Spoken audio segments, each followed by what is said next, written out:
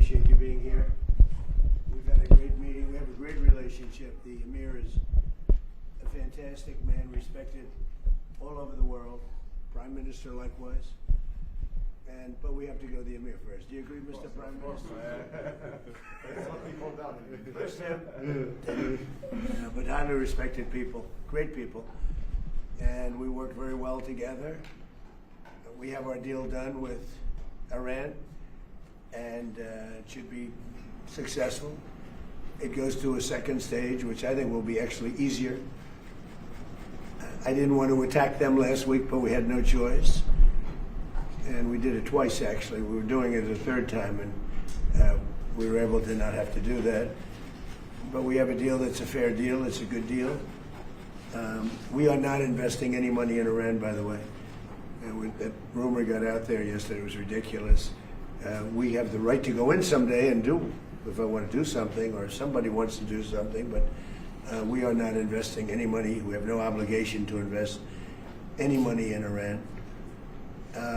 Working with Qatar and the people of Qatar was really a pleasure. They were tough, they were strong. You know, they are the closest to Iran physically. So with other countries, I noticed I had to travel about 45 minutes to get there. With you, you could walk right across the border. So you were in a more dangerous position. But I do have to say, you fought and you helped us, and with great bravery. So I just want to compliment you on that, and you'll always be my friend. Well, thank you very much, Mr. President. It's always a pleasure seeing you. I want to thank you for your leadership in this very, very important, critical time in the Middle East. And I think, as you mentioned, Mr. President, this is a very important deal. There's still a lot of work to be done, but I think, with this momentum, if we continue like that, Mr. President, I think we can achieve and do great in the region. So it's going to be very important for the region, very important also for Iran as well. So we are here to help whenever friends ask us to help. We're always here to help. Of course, also our bilateral relationship, Mr. President. Since your historic visit in Doha last year, our trade partnership is going to reach $1.2 trillion. Right. And this is huge, and we have a lot of great investments that we're very proud of as well in the US, and also American companies investing in Qatar. So overall, we are very, very proud and very happy about this relationship. And I want once again thank you very much for your leadership. I think it was a very critical time, but I think you took the right decision. Thank you. Thank you, Julian. Thank you. Qatar is going to be investing much more than $1 trillion in the United States. We have over 18. It's going to be 19.4 or so when it figures out. But we set a record. There's never been anything like it. No country in history has had that kind of investment. We'll be having almost $19.2 trillion invested in the United States. The record was 10 years ago from another country when it was hot. But we have the hottest country in the world right now. But Qatar's been a great investor. We really rekindled ourselves when I met with you last year, a year ago, probably 13, 14 months. That was a good trip. And it was May. So they're gonna, last May, I think. Yeah, I mean, a year, yeah. That was a great trip, and we established. We've been friends for a long time. We've known each other for a long time. But Qatar is investing tremendous amounts of money in our country, and we appreciate that. Our country's we're building more factories, AI. We're leading AI by a lot. We're building automobile factories. We're building more than we've ever built in the history of our country. No country is ever doing what we're doing right now. No country has ever been able to do. And those factories will be opening over the next year and a half. Some are already open or very soon. The pharmaceutical companies are coming back. The car companies are coming back from Germany, from Japan, from so many other places, Mexico and Canada. They're all coming back. We lost them foolishly years ago because we had presidents that didn't really know what they were doing. They should have never lost.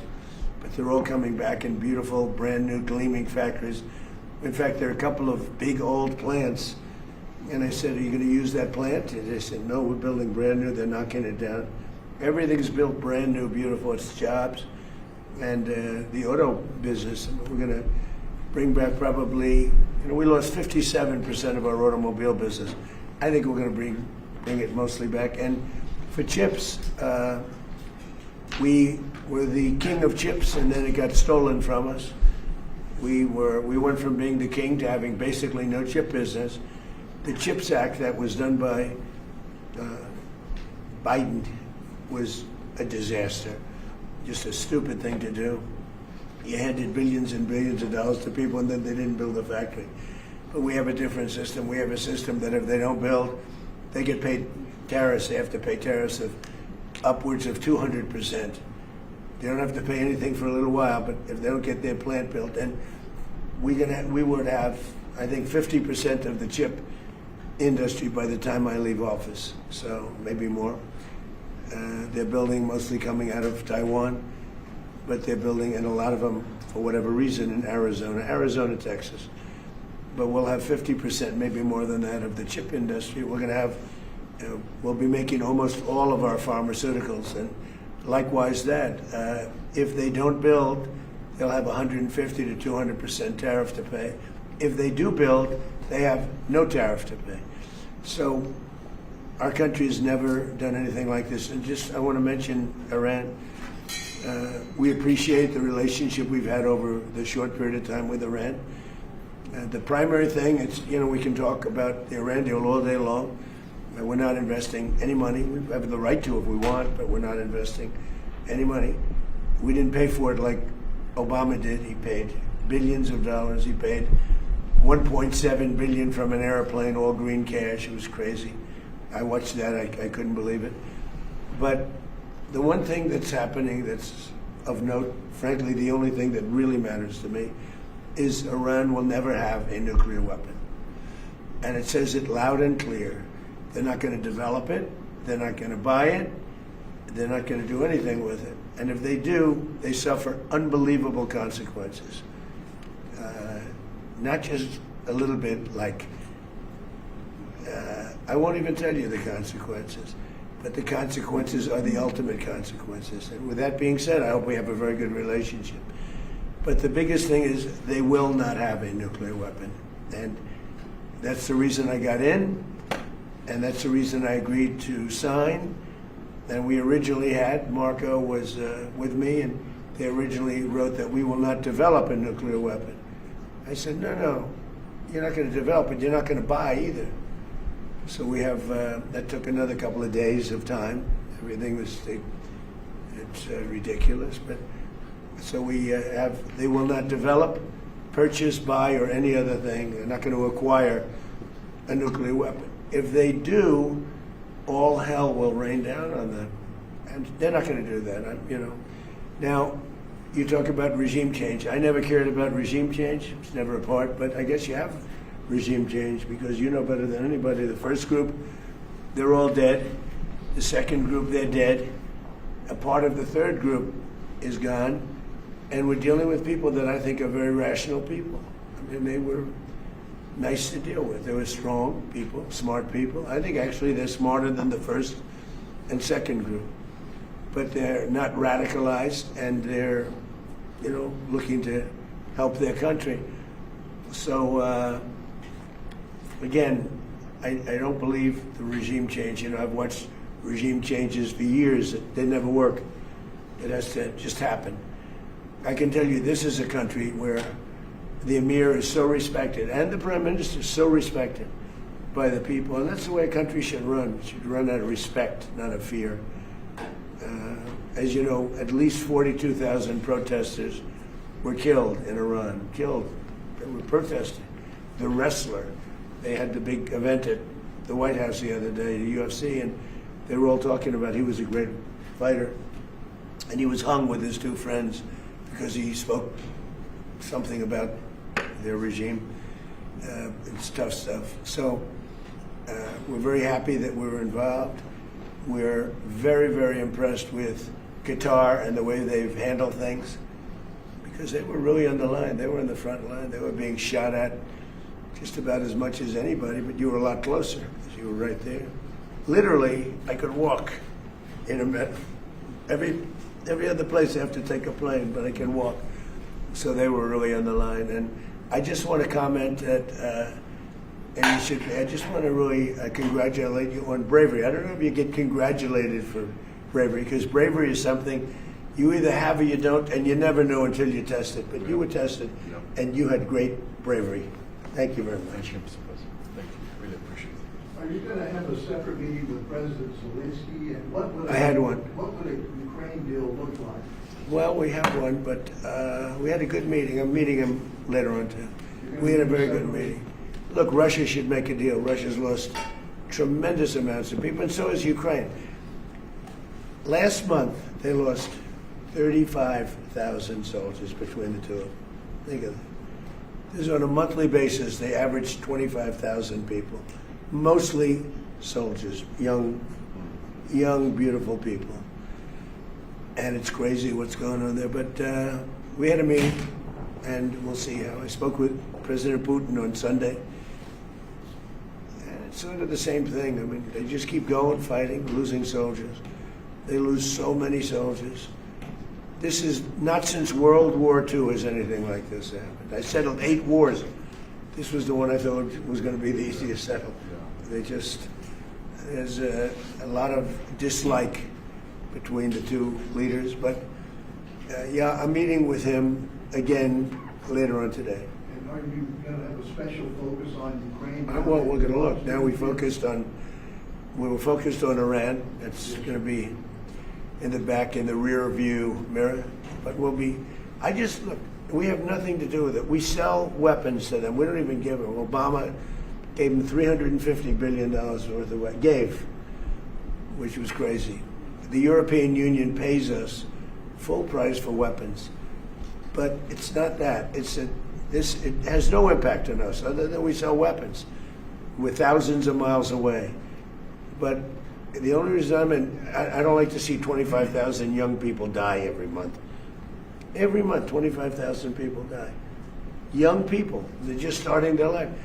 They go to this front and they get blown up. And Ukraine is losing a lot of people too. I mean, the whole thing is ridiculous. So, yeah, I'm going to do whatever I can. Mr. President, if the Iranian regime continues to kill their own people, will you still move ahead with this deal? If they refuse to what with their people? If they continue to kill their own people, the Iranian Well, regime... we talk to them about it, and we see. I will say the majority of that took place during the first and second regimes, much more so than now. It was much more severe, but it's a terrible thing. Yeah, do you have a question? Yes, Mr. President. This is for both you and the Emir. What are the economic opportunities? Well, I think they'd be good. I mean, I can tell you from our standpoint, we have a lot of opportunities all over the world. But the Emir lives right next door, and I think, they have a lot of oil. I think they'll be good. First, they're going to have to prove themselves, I think, before any of us go in there. But I hope they do well. I hope they do well. Look, one thing, whether they do well or poorly, they can't have a nuclear weapon. That's a big thing. If they had a nuclear weapon, they would have blown up Israel, they would have blown up the Middle East, and they probably would have taken a shot at us. We would have gotten them first, I think. But they would have done tremendous damage. Had we not canceled the Obama nuclear deal, the JCPOA, you would have had them having a nuclear weapon 5 years ago. That expired. That was a road to a nuclear weapon. It was the dumbest deal I've ever seen other than NAFTA. NAFTA maybe was even dumber. But just in terms of a bad deal for us. Paid them billions and billions of dollars. We pay nothing. They paid them billions of dollars, and it was a disaster. I terminated that in my first term. Had I not terminated, and we hit them hard, we terminated it. In my second term, we sent in the B-2 bombers, and we terminated I call it the nuclear dust, their enriched material, right? And totally effectively. And I remember when CNN, which is fake news, I don't know, he probably isn't, but CNN said, well, maybe it wasn't that effective. So the Atomic Energy just reported that it was one of the most devastating bombings that they've ever seen. The whole mountain collapsed on top of it. And frankly, to go get it, we're going to go get it. But to go get it is a big deal. Because they say only China and us have the equipment where you can even get it. The whole mountain is collapsed on top. We have cameras on it. You could make the case, why are you even bothering? Because it's not really valuable. It's, it's probably $500,000 worth. It's not very valuable stuff. But I think psychologically we want to get it. Can I just answer? You asked. I think in the last couple of months or weeks, I think that wasn't our.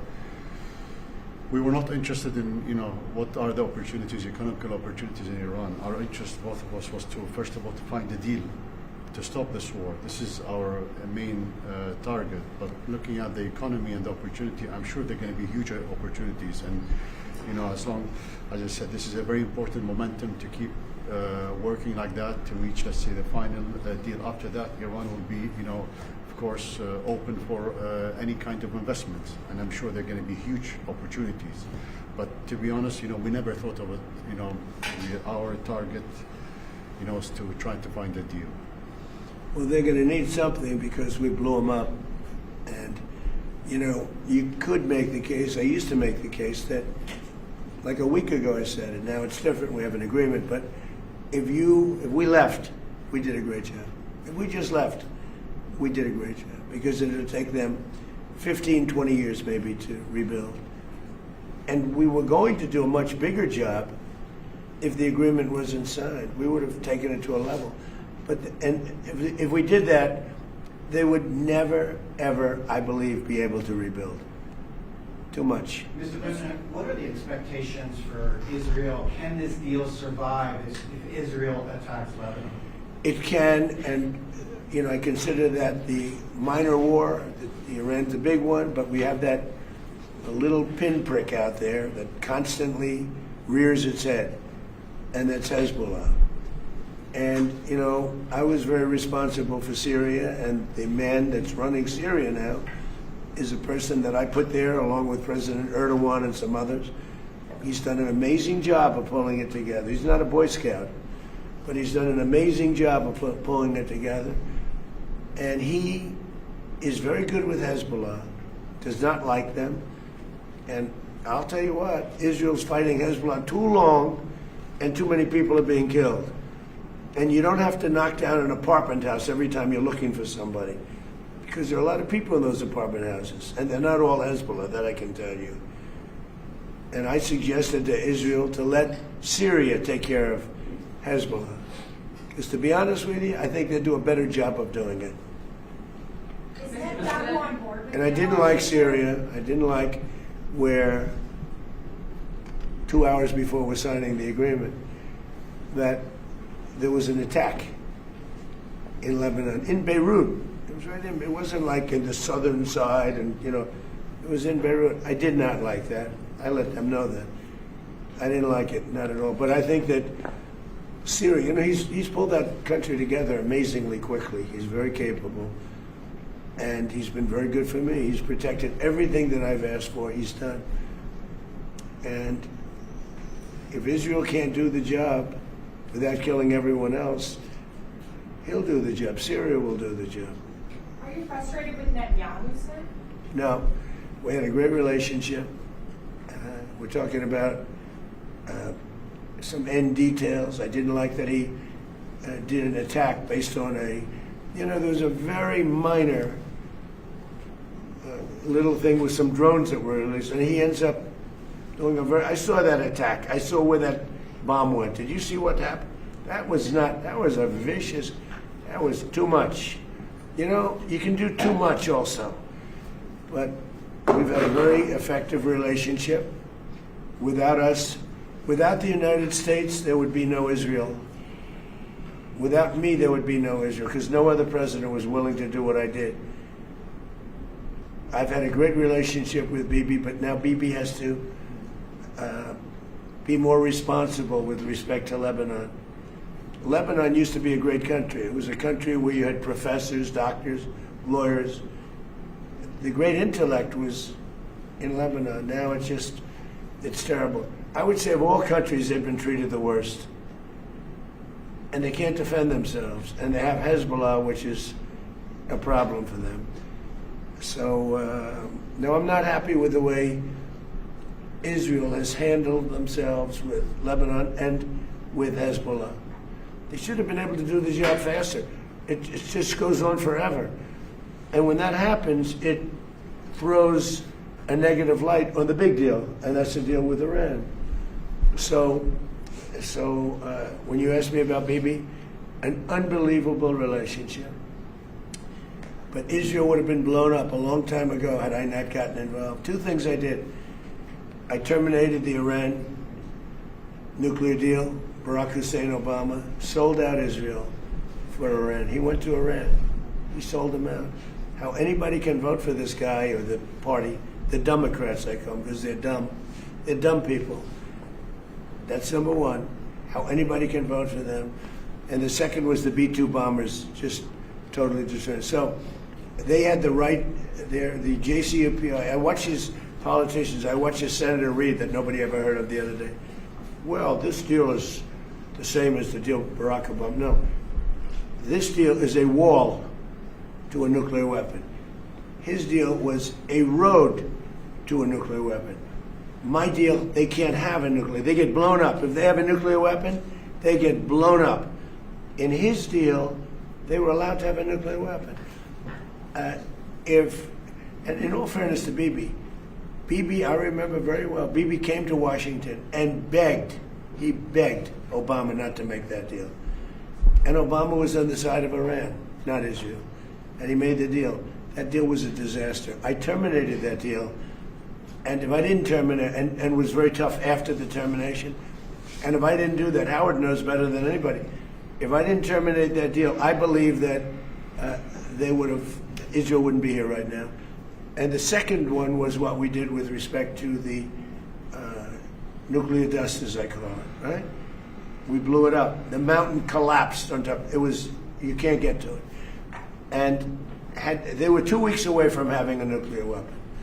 And if they had a nuclear weapon, they would have used it on Israel, and I hate to say it, and probably the rest of the Middle East, because they had all those missiles aimed at the Emir, at Saudi Arabia, at UAE, at Kuwait, at Bahrain. I mean, the biggest surprise in this whole thing, I didn't think you guys would, I thought he would aim at Israel. But he didn't aim at Israel, much less. He aimed at your countries. And actually that was a mistake for them because it brought us, these countries, in particular the 5 countries, it brought us, I mean, he even hit Turkey once. I never understood it. Nobody's going to understand it. That's the problem. They're totally irrational people. And those people are now gone. And I think Iran has rational leadership now.